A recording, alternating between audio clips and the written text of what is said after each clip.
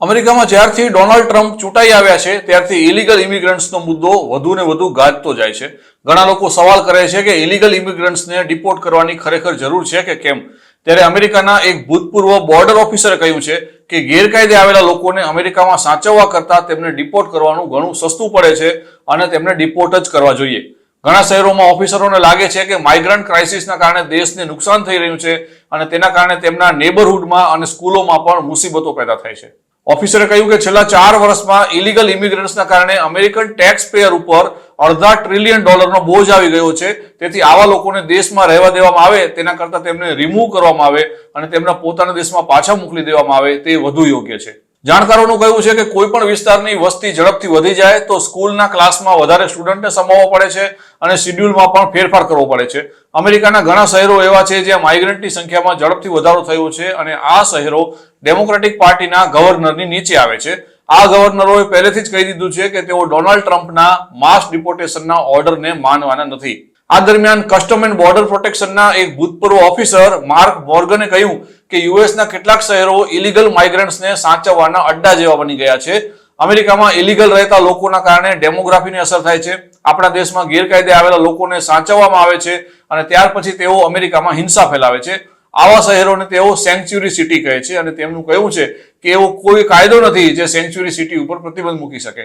Mark Morgan એક બહુ અનુભવી વ્યક્તિ છે અને તેઓ ઇલીગલ માઇગ્રન્ટ્સના ચુસ્ત વિરોધી હોય તેવું ચોખ્ખું દેખાઈ આવે છે. તેમણે કહ્યું કે અમેરિકન લોકોએ ડોનાલ્ડ ટ્રમ્પને પોતાના પ્રેસિડેન્ટ તરીકે ચૂંટ્યા તો તેની પાછળ એક ચોક્કસ કારણ છે. ટ્રમ્પને લોકોએ મેન્ડેટ આપ્યો છે અને આ મેન્ડેટ એટલા માટે અપાયો છે કે તેઓ અમેરિકામાં ઇલીગલ ઘૂસી આવેલા લોકોને અટકાવે, ગેરકાયદે ઇમિગ્રેશનને બ્રેક લગાવે અને અમેરિકાની બોર્ડરને સુરક્ષિત કરે, જેથી કરીને કોઈ બહારની વ્યક્તિ ગેરકાયદે રીતે અમેરિકામાં ઘૂસી ન આવે.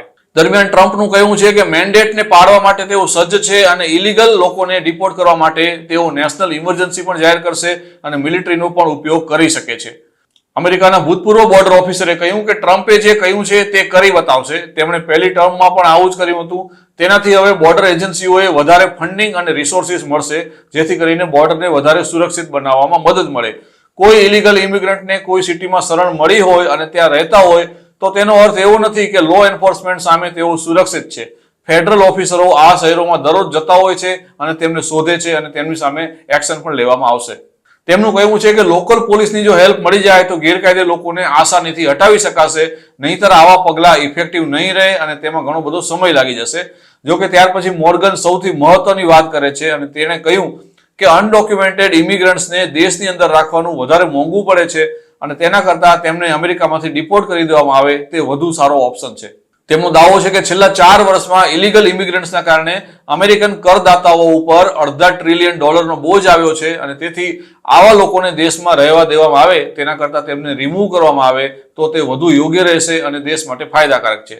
2022માં અમેરિકામાં અનઓથોરાઇઝ્ડ ઇમિગ્રન્ટની વસ્તી વધીને 1.10 કરોડ સુધી પહોંચી ગઈ હતી અને 2021માં આ વસ્તી 1.5 કરોડ હતી. 2007 થી 2019 વચ્ચે અમેરિકામાં ઇલીગલ ઇમિગ્રન્ટ્સની વસ્તી ઘટી હતી, પરંતુ ત્યાર પછી તેમાં સતત વધારો થયો છે. 2007માં એક સમયે અમેરિકામાં ગેરકાયદે ઇમિગ્રન્ટની સંખ્યા 1.22 કરોડ સુધી પહોંચી ગઈ હતી, જે અત્યાર સુધીનો સૌથી ઊંચો આંકડો છે.